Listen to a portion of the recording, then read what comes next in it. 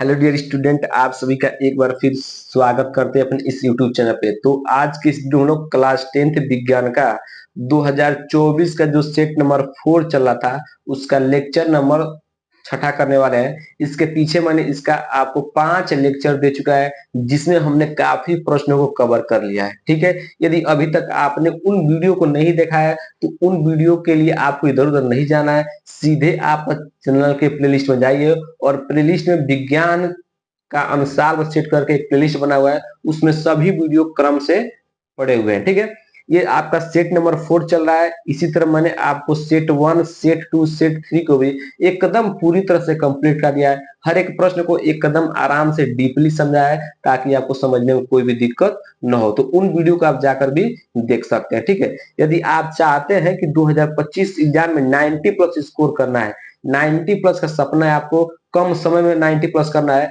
तो आप 2024 के जितने भी सेट हैं, सर कितने सेट है बाबू, 7 सेट बने हुए हैं। ठीक है ना, इन यदि 7 सेटों के जितने भी प्रश्न है आपने निकाल लिया, याद कर लिया, समझ लिया, तो 90 प्लस लाने से कोई नहीं हो सकता है। 100% है कि सभी प्रश्न 2025 एग्जाम में इन्हीं सेटों से बनेंगे। ठीक है, तो ऑलरेडी 4 सेट चल रहा है, आपका चौथा सेट चल रहा है और आपके 3 सेट बचे हुए हैं जो जल्द ही मैं कवर करा दूंगा। ठीक है, चलिए, यदि आप हमारे चैनल पहली बार आए तो चैनल को सब्सक्राइब कीजिएगा और वीडियो को लाइक कीजिएगा। 90 प्लस का सपना है तो बस आप इस चैनल को सब्सक्राइब कर लीजिए, बाकी सभी जिम्मेदारी हमारी रहेगी आपको 90 प्लस दिलाने की। ठीक है, चलिए हम इसके अगले प्रश्न को करते हैं।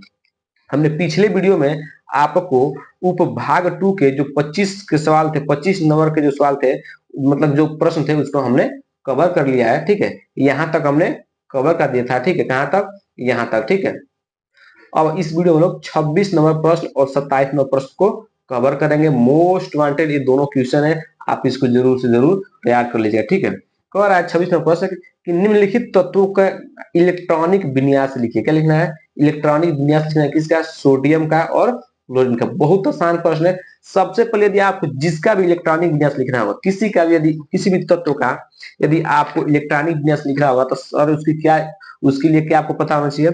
पहला उस तत्व का प्रतीक। मान लीजिए सोडियम, सोडियम पहला पूछा है सोडियम का, तो आपको क्या पता होना चाहिए? सोडियम का प्रतीक पता होना चाहिए। सोडियम किससे लिखते हैं? किससे लिखते हैं? एन ए से। किससे लिखते हैं? एन ए से। सोडियम क्या है? प्रतीक है। ठीक है, उसके बाद आपको क्या पता होना चाहिए? सोडियम का परमाणु क्रमांक। क्या पता होना चाहिए?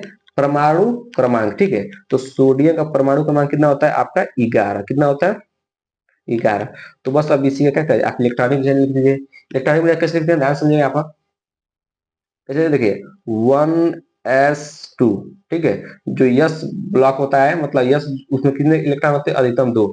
तो 1s2, फिर 2s2, 2p6 और 3s1। ठीक है, देखिए गिनिए, देखिए कितना? 11 हमको चाहिए। 2 2 4 4 6 4 10 10 से 11, आपको 11 हो गया। ठीक है, तो ये हो गया आपका किसका? सोडियम का इलेक्ट्रॉनिक विन्यास। ठीक है, इलेक्ट्रॉनिक विन्यास नहीं लिखने यदि आपको आता है तो आप कमेंट कीजिएगा, मैं उसके लिए एक वीडियो बना दूंगा इलेक्ट्रॉनिक विन्यास का। ठीक है, दूसरा देखिए, दूसरा आपको दिया है, किसका दिया है? दूसरा को दिया है क्लोरीन। क्लोरीन का प्रतीक क्या होता है? क्लोरीन को किससे लिखते हैं? Cl से। किससे लिखते हैं? क्लोरीन का प्रतीक Cl होता है। ठीक है, इसका परमाणु क्रमांक कितना होता है? इसका परमाणु क्रमांक कितना होता है बताइए? 17। कितना होता है? 17। तब इसको लिखिए। ठीक है, इसे कैसे लिखेंगे? वैसे लिखेंगे जिसका ऐसे लिखे। ठीक है, 1s2। ठीक है, 1s2, 2s2, 2p6, 3s2। ठीक, 3s2, 3p5, 3p5। देखिए कितना होगा, गिनिए पहले। देखिए 1s2 मतलब 2 2 4 6 4 10, 10 2 12, 12 5 17। ठीक, ये आपका क्लोरीन क्या होगा? इलेक्ट्रॉनिक विन्यास। ठीक है, आशा करते हैं कि आपको दोनों का इलेक्ट्रॉनिक विन्यास अच्छे समझ में आ गया होगा। इसको आप लिख लीजिए। ठीक है, चलिए अब अगला प्रश्न क्या है? अगला प्रश्न इसमें दिया है बी कि निम्नलिखित समीकरण को संतुलित कीजिए। क्या करना है? इसको संतुलित करना है। ठीक है, संतुलित कैसे करेंगे चलिए मैं आपको उसको बताता हूँ। यदि आपको संतुलित करना नहीं आता है तो संतुलित करना जरूर सीखिए बाबू। संतुलित करने से आपके एग्जाम में 2025 एग्जाम में 4 नंबर का सवाल कन्फर्म में आएगा ही आएगा। ठीक है, तो चलिए मैं आपको संतुलित करना भी इस वीडियो में सिखा देता हूँ। ठीक है, देखिए पहला क्या है इसमें? पहला दिया है Fe मतलब आयरन। प्लस किससे क्रिया कर रहा है, जल से। ठीक, तो क्या बन रहा है आपका Fe3O4 प्लस हाइड्रोजन गैस। ठीक ना, अब इसको क्या करना है, आपको संतुलित करना है। एकदम आराम से समझिएगा, संतुलित करना बहुत आसान है। देखिए क्या करना है, ध्यान से समझिएगा। पहले देखिए इधर Fe कितना है, Fe कितना है, एक भी नहीं है, सॉरी एक है। ठीक है, एक है। देखिए ना इधर कोई अंक लिखा है, ध्यान समझिएगा। पहले मान लीजिए Fe है, ठीक है। यदि Fe के यहाँ पर अगर 2 लिखा है, ठीक, तो इसका मतलब समझिए कि Fe 2 है। ठीक, यदि मान लीजिए Fe के यहाँ पर 2 लिखा है, तभी समझिएगा क्या है, Fe 2 है। ठीक है, कोई भी तत्व हो यदि नीचे लिखा हो तो समझिएगा वो ही उतना है, आगे लिखा हो तब भी उतना है। ठीक है, यदि मान लीजिए दोनों तरफ लिखा हो, यहाँ भी 2 लिखा हो, यहाँ भी 2 लिखा हो, तो कितना हो जाएगा, टोटल 4 हो जाएगा। 2 यहाँ पर, 2 यहाँ पर, गुणा कराते हैं, यहाँ से क्या कराते हैं, गुणा कराते हैं। 2 दूना कितना हो जाएगा, 4।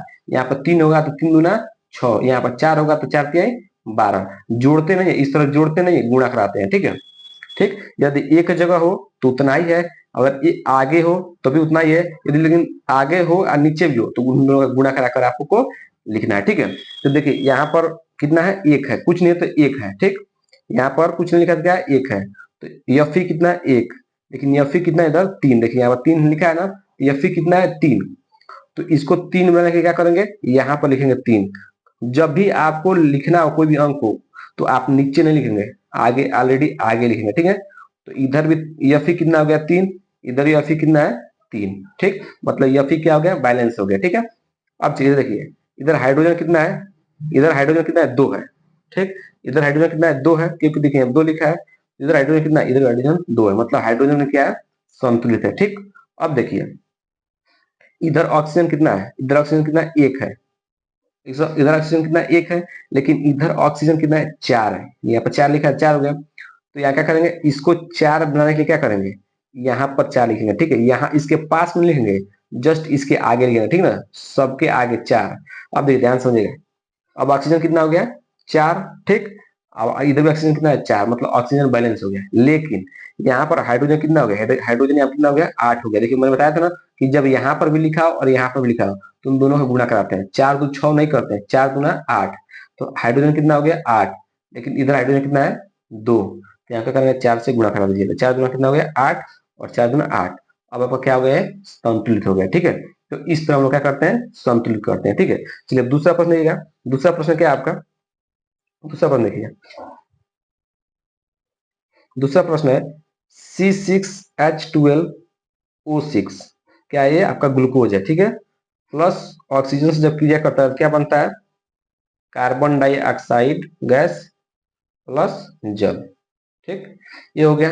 अब इसी को क्या करना, आपको बैलेंस करना। बैलेंस करना बहुत आसान है, एक एक को देखिए। इधर इधर कार्बन कितना है, 6 है। ठीक, इधर कार्बन कितना है, 1 है। इधर कार्बन एक ही ना है, तो इसको क्या 6 बनाने के क्या करेंगे, यहाँ पर आगे 6 से गुणा करा देंगे। ठीक, अब इधर कार्बन कितना हो गया, 6। इधर भी कार्बन कितना हो गया, 6, मतलब कार्बन क्या हो गया, संतुलित हो गया। ठीक, अब हाइड्रोजन देखिए, इधर हाइड्रोजन कितना है, इधर हाइड्रोजन कितना है, 12 है। इधर हाइड्रोजन 12 है, लेकिन इधर हाइड्रोजन कितना है, 6, सॉरी 2 है। ठीक, तो इसको 12 बनाने के लिए क्या करेंगे, इसमें किससे गुणा कराएंगे, यहाँ पर कि 12 बन जाएगा। तो आपका आंसर 6 से, यहाँ पर 6 से गुणा करा दिए। ठीक है, इधर भी 6 गुना 12 हाइड्रोजन इधर हो गया, इधर भी 12 हाइड्रोजन इधर भी हो गया। ठीक है, मतलब हाइड्रोजन में क्या हो गया, बैलेंस हो गया। ठीक है, अब ऑक्सीजन देखिए, ऑक्सीजन इधर इधर कितना है, 6 है, यहाँ कितना है, 2। तो 6 2 कितना हो गया, 8 हाइड्रोजन, 8 सॉरी 8 ऑक्सीजन इधर हो गया। अब इधर ऑक्सीजन देखिए, इधर ऑक्सीजन कितना है, यहाँ पर ऑक्सीजन कितना है, यहाँ पर देखिए 6 यहाँ पर है, 2 यहाँ पर है, 6 दूना 12 ऑक्सीजन यहाँ पर है, और 6 ऑक्सीजन यहाँ पर है, तो 12 6 18 ऑक्सीजन इधर है। लेकिन इधर कितना है, टोटल कितना है आपका, 8 है। ठीक, तो किससे गुणा कर दीजिए आप लोग, 3 से। देखिए 3 दूना 6, सॉरी सॉरी 6 से गुणा करिए। देखिए 6 दूना 12, अब 12 6 18, इधर भी 18 ऑक्सीजन हो गया और इधर भी 18 ऑक्सीजन हो गया, आप गिन सकते हैं। तो बस आपने क्या किया, 6 से गुणा कराया है तो आपका भी क्या हो गया, पूरा क्या हो गया, संतुलित हो गया। ठीक है, तो इस तरह को क्या करना था, संतुलित करना था। आशा करते हैं कि दोनों प्रश्न एकदम अच्छे समझ आ गया होगा, एकदम आराम से समझाएं बाबू, ताकि आपको कोई भी दिक्कत न हो। ठीक है, तो इस तरह हमने क्या किया, बैलेंस कर लिया। ठीक है, अब चलिए अगला प्रश्न देखिए। अगला प्रश्न क्या है, अगला प्रश्न क्या है बाबू, कि 27 नंबर प्रश्न है, इसमें अथवा में प्रश्न दिया है। ठीक है, तो निम्नलिखित पर संक्षिप्त टिप्पणी लिखना है। या तो आप इन दोनों को लिखिए, ठीक है, चाहे इनको लेके, ठीक है। तो इम्पोर्टेंट जो है मैं वही करा दे रहा हूँ जो आपके 2025 एग्जाम में इम्पोर्टेंट है, ठीक है। तो इसमें जो अथवा का प्रश्न दिया है, संक्षारण से आप क्या समझते हैं? इससे सुरक्षा के दो उपाय लिखिए। ऊष्माक्षेपी और ऊष्माशोषी अभिक्रिया से क्या समझते हैं? उदाहरण दीजिए। मोस्ट वांटेड दोनों क्वेश्चन है बाबू, बार बार रिपीट हो रहे हैं, ठीक है। तो इसको मैं आपको करा देता हूँ, ठीक है। तो सबसे पहले बताना संक्षारण से आप क्या समझते हैं, ठीक है। तो चलिए इसका उत्तर मैं आपको करा देता हूँ, ठीक है, कि संक्षारण से आप क्या समझते हैं, ठीक है। चलिए आपको हेडिंग लगा लेना है सबसे पहले संक्षारण। क्या लगाना है? संक्षारण आपको हेडिंग लगा लेना है, ठीक है। इसमें क्या लिखना है बाबू? इसमें लिखना है कि वह अभिक्रिया जिसमें धातु वायु में उपस्थित ऑक्सीजन, वायु में क्या क्या उपस्थित होता है? ऑक्सीजन, नमी या अन्य रसायनों से मंद अभिक्रिया द्वारा धीरे धीरे नष्ट होती है, संक्षारण कहलाती है, ठीक है। मान लीजिए कोई धातु है, यदि वायु की उपस्थिति में आती है तो उसका जो सतह होता है धीरे धीरे क्या होने लगता है? नष्ट होने लगता है। इसी को क्या बोलते हैं? संक्षारण बोलते हैं, ठीक ना। एक बार पढ़िएगा। वह अभिक्रिया जिसमें धातु वायु में उपस्थित ऑक्सीजन, नमी या अन्य रसायनों से मंद अभिक्रिया द्वारा धीरे धीरे नष्ट होती जाती है, संक्षारण कहलाती है, ठीक। तो ये आपका संक्षारण किसे कहते हैं, इसको आप जरूर तैयार कर लीजिएगा। मोस्ट इंपोर्टेंट क्वेश्चन है संक्षारण वाला, ठीक है। अब इसको बचाने के लिए क्या करेंगे, ठीक है। इसको बचाने के लिए क्या करेंगे? धातुओं पर पेंट या ग्रीस लगा देते हैं, ठीक है। आप देखते हैं कि जो भी लोहे वाली वस्तु होती है उस पर क्या लगते हैं? पेंट कर देते हैं ताकि उस पर जंग न लगे, ठीक है ना। ठीक है, तो पहला पॉइंट क्या लिखना है कि धातुओं पर पेंट या ग्रीस लगाकर। दूसरा लिखना है कि कम संचरित होने वाले धातुओं का लेप चढ़ाना चाहिए, ठीक है। जो कम संचरित होती है उनका लेप किसको चढ़ाना चाहिए? मतलब जिनको क्या करना है? आपको संचरित नहीं होने देना, नष्ट नहीं होने देना, ठीक है। तो ये आपके दो पॉइंट रहे। आपसे ये पूछा था कि इससे सुरक्षा के दो उपाय लिखिए, तो आपके दो उपाय ये हो गए, ठीक है। अब चलिए, अब अगला प्रश्न, इसका बी नंबर प्रश्न है कि ऊष्माक्षेपी और ऊष्माशोषी अभिक्रिया से आप क्या समझते हैं? उदाहरण लिखिए, ठीक है। तो सबसे पहले आपको लगाना ऊष्माक्षेपी अभिक्रिया क्या होती है। एकदम आसान है, ऊष्माक्षेपी अभिक्रिया क्या होती है, ठीक ना। तो आपको लगाना ऊष्माक्षेपी अभिक्रिया, ठीक है। बस आपको इसमें इतना ही लिखना है कि वे अभिक्रियाएं जिनमें ऊष्मा निकलती है। ऊष्माक्षेपी में क्या होगी? ऊष्मा निकलेगी, ठीक ना। ऊष्मा उत्पन्न होती है चाहे ऊष्मा निकलती है, उसे ऊष्माक्षेपी अभिक्रिया कहते हैं। इतना आसान है, आपको अभी याद हो गया होगा कि वे अभिक्रियाएं जिनमें ऊष्मा निकलती है उसे ऊष्माक्षेपी अभिक्रिया कहते हैं, ठीक है। चलिए इसका उदाहरण क्या है आपका? उदाहरण है सी मतलब कार्बन, मतलब ग्रेफाइट। जो ग्रेफाइट होता है, एक कार्बन में क्या होता है? अपर रूप होता है, ठीक ना। तो जब भी ग्रेफाइट ऑक्सीजन से क्या करता है? क्रिया करता है, तो क्या होता है? कार्बन डाइऑक्साइड बनता है और 94 किलो कैलोरी क्या होती है? ऊष्मा उत्पन्न होती है, ठीक है ना।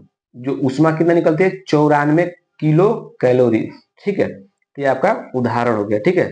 चलिए अब अगला क्या था? ऊष्मा शोषी अभिक्रिया। तो अब आपको हेड लगाना है ऊष्मा शोषी अभिक्रिया, ठीक है। इसमें क्या लिखना है कि वे अभिक्रियाएं जिनमें ऊष्मा अवशोषित होती है। क्या होती है बाबू? ऊष्माक्षेपी में ऊष्मा बाहर निकलेगी और ऊष्मा शोषी में क्या होगी? वे अभिक्रियाएं जिनमें ऊष्मा अवशोषित होती है, ऊष्मा शोषी अभिक्रिया कहलाती है, ठीक। ऊष्मा शोषी अभिक्रिया क्या होती है? कहलाती है, ठीक है। अब इसका उदाहरण क्या है? N2 nitrogen gas plus oxygen जब आपस में क्रिया करते हैं तो कितने कैलोरी, मतलब किलो कैलोरी ऊष्मा की जरूरत होती है?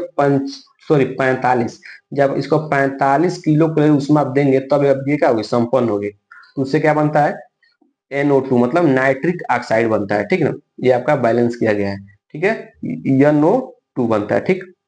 बात समझ रहे हैं ना। यहाँ पर क्या लिख सकते हैं? 2 लिख सकते हैं ताकि आपको क्या हो? पूरी तरह से बैलेंस हो जाए, ठीक है। समझ रहे हैं? कोई दिक्कत नहीं है। उसमें छेपी अभिक्रिया हो गया और उसमें शोषी अभिक्रिया हो गया। आप चाहे तो इसके स्क्रीनशॉट ले लीजिए और अपने कॉपी पर जरूर नोट कर लीजिएगा। बस इतना आसान लिखा गया है, ठीक है। चलिए इस तरह के हमने क्या किया? इस तरह हमने 26 और 27 प्रश्न पूरी तरह से कंप्लीट कर लिया है। उपभाग 2 भी आपका क्या हो गया? उपभाग 2 भी आपका कंप्लीट हो गया।